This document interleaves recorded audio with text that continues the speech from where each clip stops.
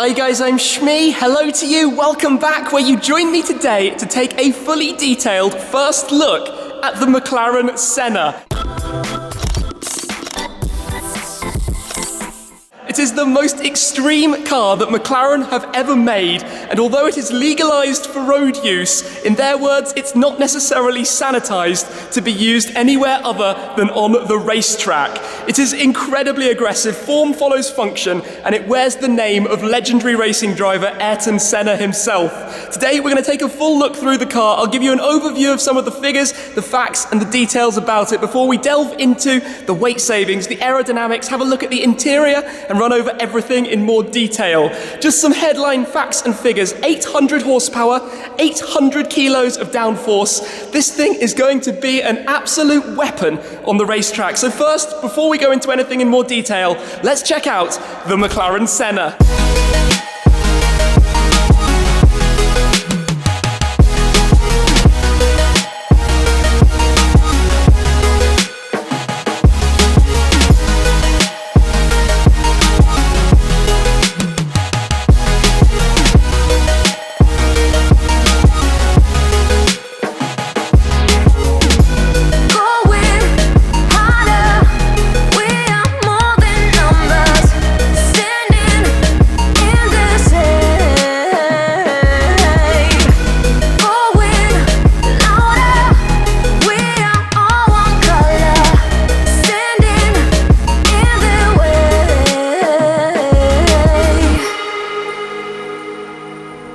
Let's start with a walk around of the new Senna, the second member of the Ultimate Series after the iconic McLaren P1. And where that car was groundbreaking in technology, this car is very much groundbreaking in terms of the aerodynamics. We'll talk more about that wing that you can see there on the rear, as well as the active aero around the front that works in harmony with that. But 800 horsepower, coming in at under 1,200 kilos. It will do 0 to 200 kilometers an hour, 124 miles per hour, in just 6.8 seconds. A quarter mile, 9.9 seconds. Top speed, 340 kilometers an hour, 211 miles per hour. But the big number, I think, is the 800 kilos of downforce that's generated by all sorts of aerodynamic elements that you can see within the front end, within the car itself, and then around the rear with the wing and the diffuser. But coming in at 1198 kilos, that makes it the lightest McLaren car since the F1. When they had met their weight targets, they actually then went about reducing it by another 5%. Everything you look at is carbon fiber, the visual parts, the painted parts, and this car's finished in one of the by-design configurations, so the Victory Grey with the McLaren orange accents. But literally, it's all carbon, to the extent that if we come through here, just this panel, for example, the front fender, is 0.66 kilos, literally 660 grams for the entire part. It is that light. Then if you take all of the panels on the car, everything that makes up the skin, the total weight of those parts is just 60 kilograms. It is exceptionally light. Now, as we look around it, obviously the aggression is the number one thing you notice. This car is very much engineered and then form following function. It's about being smooth through the air and being quick around the racetrack, as much downforce and grip as it can achieve. You'll notice visually there isn't really a single line that extends from the front to the rear of the car that isn't broken going through a duct or a vent or another aerodynamic aspect or element on the exterior. As we come round the side, one of the signature features, this glass panel on the side of the door. We'll talk more about that when we have a look at the interior as well later on. Low half-height side windows, another feature that comes from the legendary F1. Obviously a car that McLaren set about achieving great things with. There are other things you'll notice. Around the back, for example, the exhaust system. It is mounted here on the rear deck lid facing upwards, allowing the air to escape without affecting the rear wing and the airflow over the car. It has special brakes that are developed from motorsport, the CCMR brakes with extra thermal capability over standard carbon ceramics for the most incredible of stopping power, and it will come to a standstill from 200 kilometers an hour in 100 meters. That is exceptionally quick braking. I mentioned already the 800 kilograms of downforce downforce figure. That's at 250 kilometers an hour, 155 miles per hour, and that's thanks to both active aero at the front and at the rear, and we'll get to that ginormous wing shortly and talk about that in a lot more detail. But firstly, I want to start around the front and talk about what we're looking at and how exactly this works and how each different component that you can see is connected to the entire aerodynamic profile of the car. So the first part is, of course, the front splitter. It is the longest splitter you have probably seen in recent times, 150 millimeters longer than the McLaren P1 and 75 millimeters longer even than the P1 GTR. The leading edge is the thinnest that it can be by legislation to be a road car wearing a number plate, and you will notice that it has this removable section because if it should get damaged during driving on track or on the road, it can be easily replaced without having to change the entire front part of the car. Now, this particular car is sitting in the race mode, which means that it is lower than the standard driving modes, 39 millimeters lower at the front to be precise, 30 millimeters lower at the rear, so a little bit more rake as well, again to do with downforce. As well as the elements you can see, there are also plenty that you can't, and everything that you're looking at here is all designed for aerodynamics, for downforce, for cooling, for making the car as efficient and high-performing as possible. And for example, even underneath the car, there is a Y duct that will come in and bring the air out here around the windshield to send it around the side of the car and away. So everything just working through. And if we come right to the front, you will spot these nostrils on the leading edge, which again bring air through the car, through channels within, where it is released around here and comes around the side of the car. And right around the front itself, on top of that, you have the nose bridge here on the front clam, which is to do with allowing clean air over the top of the car to be taken in through the roof snorkel to cool the combustion engine.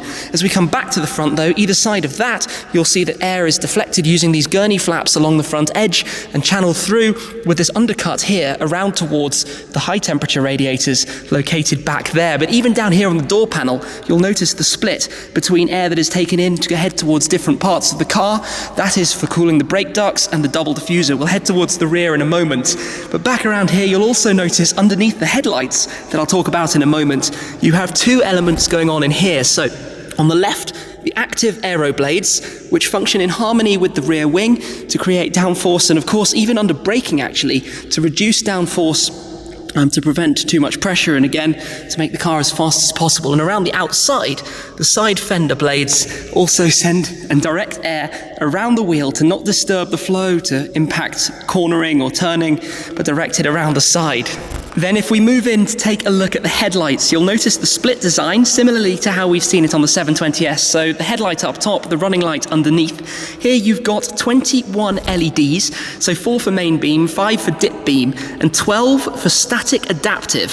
So the headlights will now illuminate with various intensities, allowing you to see the apex or look further around corners. You'll notice also that aero is at work there as well, again directing air around the wheels to reduce wake during turning. And nearly around to the rear, but here underneath the A-pillar, you'll notice again all sorts of complicated design work that's directing and splitting where the air will head between the different channels it can take around the side of the car. But moving to the rear deck, you'll immediately notice the gurney flaps here. That's to do with creating a low pressure area back there for the hot air to escape the car and be removed out as quickly as possible, especially on the move for cooling. Coming round to the back, it is all as open as possible. And when you're at this sort of height looking at the car, you'll notice that even those louvers on the rear deck are all positioned to have the most open space possible. Obviously, legislation requires that you have to have a grille and component areas can't be too large, but you'll notice it's all designed for that purpose. For example, out of here, these 4 louvers on each side, again, all, well, in here, visual carbon fiber, are all designed to let air flow out as efficiently as possible, as well as if we come down here, allowing us to take a proper look inside the car where you can see the transmission gearbox back there, as well as having a good look inside above that double diffuser. Now the rear edge is actually an interesting thing on its own. This is 18 centimeters lower than that on the Super Series. So the 720S, for example, this is a very, very low rear end, which helps slip through the air as well. And we haven't even yet spoken about this. The ginormous rear wing that is mounted on the back, a very immediately noticeable component, especially with the scale of the end plates which help keep air underneath it. But it has the swan neck mounting system, so you can see it's held from above, which helps keep the underside clean for maximum efficiency again. for gliding the car through the air. And you'll notice that it can hydraulically move, so it has various stages. It's sitting in the standard mode, but it will be able to reduce itself for DRS, drag reduction system. It will also be able to raise for working effectively as an air brake to bring the car down to a stop, along with those new brakes that are developed for the car, as well as the brake steering technology that it incorporates also. The wing itself weighs less than 5 kilos, and the reason it has the double layer that you can see is, of course, that working even more effectively than just having a single. But even the mechanics here are exposed. And one interesting thing is this bracket is actually very similar to a component on the MP5, one of Senna's F1 cars from the day. Then underneath the rear wing, you have the exhaust system. Here you can see with the triple titanium exhaust exit, the exhaust system inside is Inconel. This is the version we'll see here in the UK, but it will also be present in different markets with a dual pipe exit if the muffler at the bottom is not required. So at low speeds, low load, the sound will come from the lower pipe through the muffler. At high speeds and load, the upper pipes will be used. Coming down beneath that, you can spot the reversing camera. You have the option for track telemetry cameras as well. Above the double layer diffuser, which goes right underneath the car. This is a huge piece. It's again very open round to the tyres that you can see at the side, hiding away the reflectors there almost underneath where you don't spot them from a slightly higher look. Again, at the sides of the car, you can see here the way the air flows again around, but all about making it as absolutely streamlined as possible to achieve some of those performance figures in combination with this engine. Here we have the 4-litre twin-turbocharged V8, the M840TR engine. 800 horsepower, 789 brake horsepower, 800 newton-meters of torque, 590 pounds-foot. So 668 horsepower per tonne, 659 brake horsepower per tonne, which are just extraordinary figures. And you get 700 newton-meters of that torque from 3,000 RPM. So the 800 horsepower, 800 PS comes from 7,250 RPM. And if we come around just to try and get a good look at this, and obviously it's buried deep inside the rear, mid-engine mounted, rear-wheel drive naturally for the car, but you can just see the carbon fibre plenum that's on top, 2.9 kilos, 50% of the aluminium version used in the 720S. And of course this engine is configured to deliver instantaneous throttle response and maximum enjoyment with ignition cut when you drive it in sport mode. So similarly to what we've seen in the that was introduced on the 675 LT. As we come around, just one more thing to talk about at the rear, those LED rear lights. The single blade design is as slim as possible to avoid airflow interruption. So 84 LEDs, 60 are red, 24 are amber for indicators and hazards, and the lights weigh just 1 kilo, so even there, designed for maximum weight saving. What we haven't done yet is taken a look at the interior. So the handles are located inside this insert on the side of the door panel, where McLaren's signature dihedral doors open upwards and outwards. But here you can see the thinner door cards than any other model that they've made. You can see just how it's all carbon fibre, very lightweight. And also along with that, the roof section lifts open, as well as having the monocage 3 for easier ingress and egress. If you're wearing a helmet, a race suit, you can get in and out of the car much easier. And in fact, the car is so focused on going to the track that there is no luggage space except for 2 little compartments behind the seats to store your helmet and your race suit. But looking around on the inside, we can see some familiar features, namely the folding driver display unit that the driver can have that can be folded down. We'll look at that shortly. The seats, you can see, are the lightest seat that McLaren have made. They weigh just 8 kilos, carbon fibre bucket, completely just a thin piece with 7 Alcantara pads that are worn on those.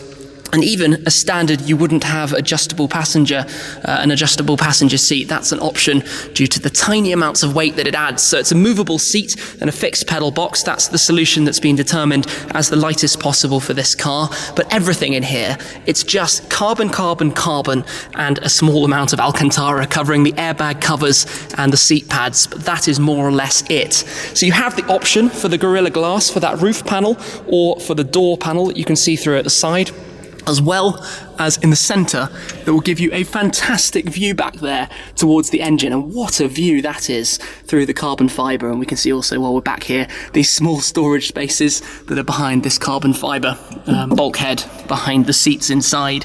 But really, there is nothing in here that doesn't absolutely need to be You have the floating display system in the centre, which can be configured with McLaren track telemetry. You can add to that the track telemetry cameras package, which will give you 3 cameras, one in the windshield facing forward, one between the seats to allow you to see what's going on in the cabin, and one that will look rearwards out of the bumper to be able to see how well you hit the apexes when you look back over the data.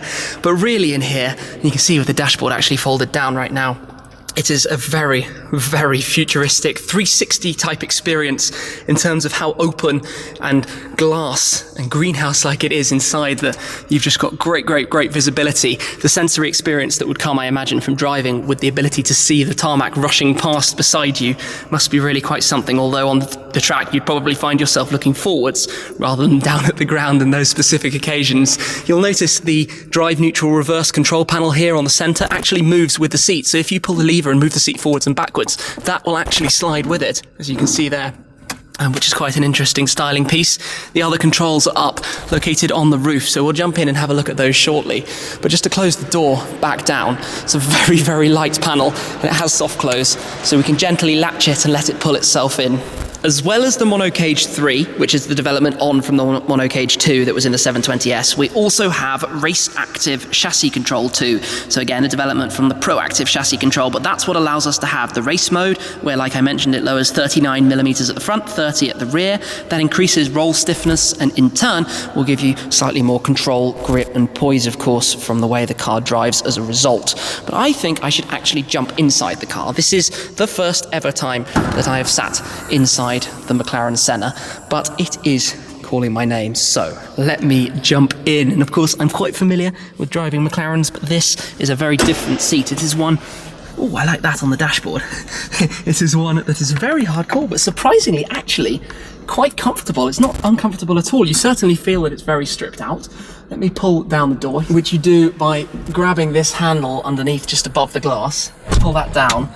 Oh, that feels so airy. The space that you gain down here in the side of the seat, honestly, that makes a huge difference versus what I was expecting. So you hear noises of the car. This is a VP prototype car, but down here you can see the Bowers & Wilkins sound system. So it has the 7-speaker optional system. The gas strut for the drawer is left naked so that you're not wasting material, and again, extra weight there to open it up. The half-height door windows. Obviously, this is so that it can only go down so far into the door, but also for weight savings in the sense of the motors that you require, but also that harks back to the McLaren F1 by having those half-height windows there. Just the feeling inside here, this feels like a proper spaceship. It's completely alien, and I'm a little bit lost for words just looking around and trying to actually take in what the interior of this car is. I mean, these seats, it's 8 kilos for the whole seat, but it's just 3.35 kilos for the carbon shell that makes up this seat. So the floating display, the infotainment display, points towards the driver. It's slightly angled in this direction to give you all the information that you would require. The button to start and stop the ignition is actually up here on this roof panel. So let's talk about this. It's all in easy reach for the driver. If you would press that once, the ignition would turn itself on. Of course, we're in race mode. It's just letting me know. The button for race mode is back here. The air conditioning is here. The lock button is there. This is the release for the doors. Also, the window buttons are just in here as well as the lights. So it's all controlled through here.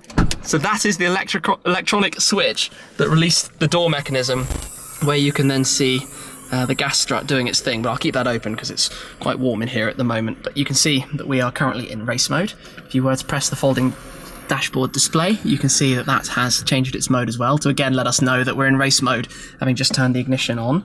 The car does have a full four-wheel lift system, so if you were to press and hold the left stalk, the standard option to have that would allow you to have more ground clearance. Here you can see the track telemetry display, which is showing you a lot of information. You can also see that we have variable drift control, so you can have different stages of ESC, either normal or you can put it in dynamic or off, where it will allow you to set the amount of slip angle you'd like to have while you're driving.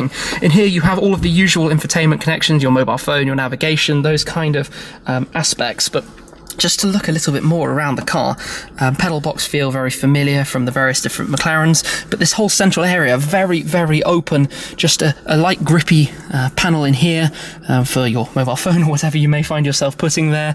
This panel that's mounted to the seat is really, really nice. The launch control functionality, the stop-start of the engine, stop-start in a hypercar. That is apparently a thing here.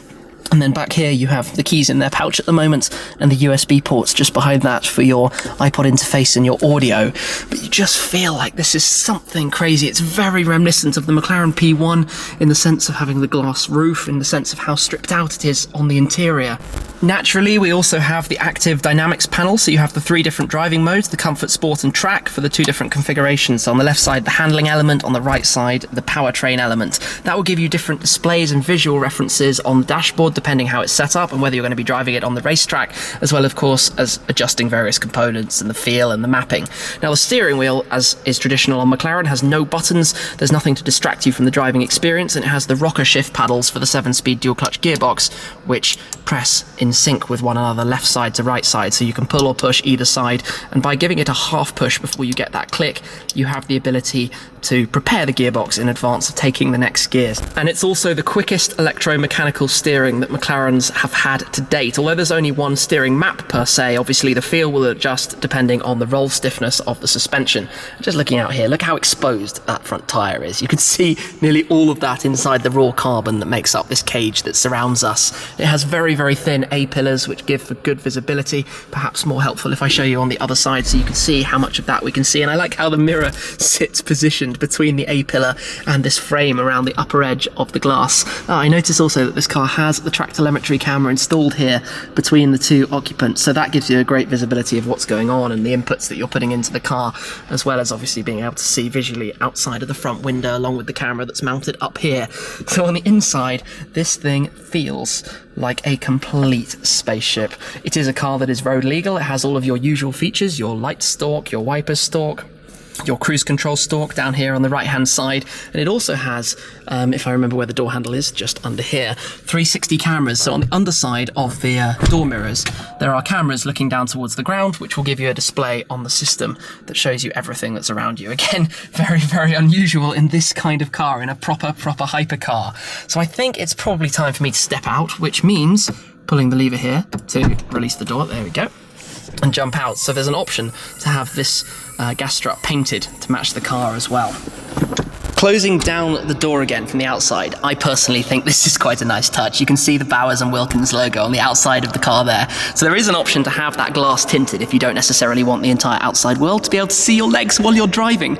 Or it's by standard in carbon fibre rather than the Gorilla Glass that you see on this example. So just coming around to show you the wheels. New 20-inch wheel at the rear, ultra lightweight, 19-inch at the front, and for the first time on a McLaren, a centre locking system as well. Now these are painted in a chrome-like finish, but of course they can be had in gloss black or in stealth depending on the configuration. And one other difference also while we're here versus say the 720S for example is on the caliper. The 720S featured raised McLaren logos. On here of course those are trimmed down to save weight. Now these CCMR brakes that we've talked about, been created especially for this car. They take 7 months to create, but they give 4 times the thermal capability of standard carbon ceramics, which is really quite something. The car is capable, as I mentioned, of braking from 200 kilometers an hour to 0 in 100 meters, or 100 kilometers an hour to 0 in 29 and a half, which, just to put it into perspective, is very, very, very quick. It is a specific Pirelli P0 Trofeo R that has been developed for this car. So rather than the Trofeo Rs that we've seen before, this one is slightly more capable of taking some of the downforce figures that this car can produce. But one thing that's quite interesting is that above 250 kilometers an hour, the downforce would be so significant that it would put excessive load on the suspension and tyres, and as such, it actually has to be reduced. So those active aero flaps that we've seen around the front actually close themselves up to prevent even more downforce that could potentially cause problems. Walking around the car to give you an idea of some of the options that you can have on it, and although most of the content is standard by default, there are 5 different by design McLaren configurations, so pre-configured specifications like this car in the Victory Grey that will enable a much quicker specification process, so to speak. But of course, via MSO, McLaren Special Operations, the configuration options are almost endless, whatever one can think of in terms of colours and potentially in terms of other options as well. For example, the complete carbon fibre body panels are being offered, as well as tinted carbon fibre should the customer prefer. There's also the option to have a gold gold exhaust heat shield akin to the McLaren F1, something that we saw on P1s and also on the other models from the Super Series, for example. Embroideries, embossing inside on the headrests. But beyond that, most things as standard. For example, the only options I believe could be in terms of the glass rather than the standard carbon fiber panels on the side and for the rear bulkhead, and also the McLaren track telemetry, as well as adding the free option, so to speak, of reinstalling the air conditioning. By default, to have that ultimate low weight, air conditioning would not be included as standard content on the car. So the other things you need to know: £750,000 for a McLaren Senna, including UK taxes. 500 of them are going to be made and sold to customers, all of which are already spoken for. Deliveries will start in Q3 2018, built in Woking, England, home of McLaren, the McLaren Production Centre, and it requires 300 hours for hand assembly on the production line. Just a little bit more on the options as well. You can also have a 6-point harness. MSO have introduced a push-to-drink system to be hydrated on the road. And the sound system in the car, the 7-speaker Bowers & Wilkins, is 7.32 kilos. So even that is ultra lightweight for minimum weight of the total car. But now let's just take a little walk around it and talk about, I suppose, the impact and what the car looks like. And I think on initial reveal, it was, of course, very polarizing. It's a design that is so radical and aggressive that it takes standing next to it like we are right now to really take it in, to look at all of the features and to see how they work. And when you're here in person, you understand the science behind it. It is, so to speak, and use a phrase I've seen online, it is scientifically beautiful. You look at it and you can understand how the air flows through the car, where it goes around, how it optimizes cooling, how you have, for example, the bridge on the nose, which sits between those two gurney flaps, a feature that is initially, I suppose, a little bit controversial in how it stands out, but that allows clean air to come up straight over the car and be channeled in through the snorkel that will, of course, give you the most incredible sounds inside as you hear that air gushing through behind, as well as bringing cool, clean air into the engine for cooling, which, given that this is a low-pressure area with these gurney flaps, will allow the air to whiz straight out of the back. Then you look at the wing with these unusually large end plates. That's to keep the air inside so that it's actually being able to be used, and it is constructive having it there. I think perhaps that finished in a body colour gives it this strange appearance because it makes the wing look like it sits so far forwards, where when you see it in person, it looks so much more natural. It's a more dramatic wing than almost proper race cars, a GT3 race car, for example. But as you walk around it, obviously specification is going to be critical, and I imagine a number of customers will choose liveries or different finishes. We've seen examples of darker coloured cars which hide some of those awkward lines, but I think that's almost a shame because the signature design element of this car is how crazy it actually looks like. And when you're looking at it right now and trying to take it in, it's completely different to what we're familiar with before now, from this extended front end that just sticks out and sits so much longer in front of the front axle. For example, think driving on the road, perhaps that's going to be interesting in terms of how far that protrudes when you need to go over a bump, but that gives you the downforce at the front end that matches up with the rear to get that 800 kilograms figure. That is such a vast number. And then going around again, the openings, the different design in terms of the bridges and ducts that are all to do with the air coming around the car, keeping cool air to go into the cooling areas that are required, the high temperature radiators, the engine, the low temp radiators, and for getting rid of the dirty air as quickly as possible and directing it around the car so as not to impact driving performance. Just walking around it though, what a crazy, crazy thing. The McLaren Senna, due for deliveries to start later in 2018. This thing is going to be a monster, and I can't wait to see and hear more about the performance numbers and what it's able to achieve out on the racetrack. So I hope you've enjoyed this full, detailed look, a proper first look at the Ultimate Series member that has arrived, the McLaren Senna, named after the legend Ayrton Senna himself. Perhaps that's a whole talking point on its own story, but it really gives you the sense of ethos and character that this car was aiming to achieve. It is all about going to the racetrack. You can drive it to the racetrack, and when you get there, you can set a stonking lap time. Anyway, I hope you've enjoyed the video. I've certainly enjoyed the opportunity to be able to see the car, so a big thanks to McLaren for that, and a big thanks to you, of course, for watching this one. So make sure you stay tuned, stay subscribed, and hopefully there will be more to come featuring the McLaren Senna in due course. So thanks as always, guys. Appreciate your support, and I'll catch up with you again very soon. Cheers.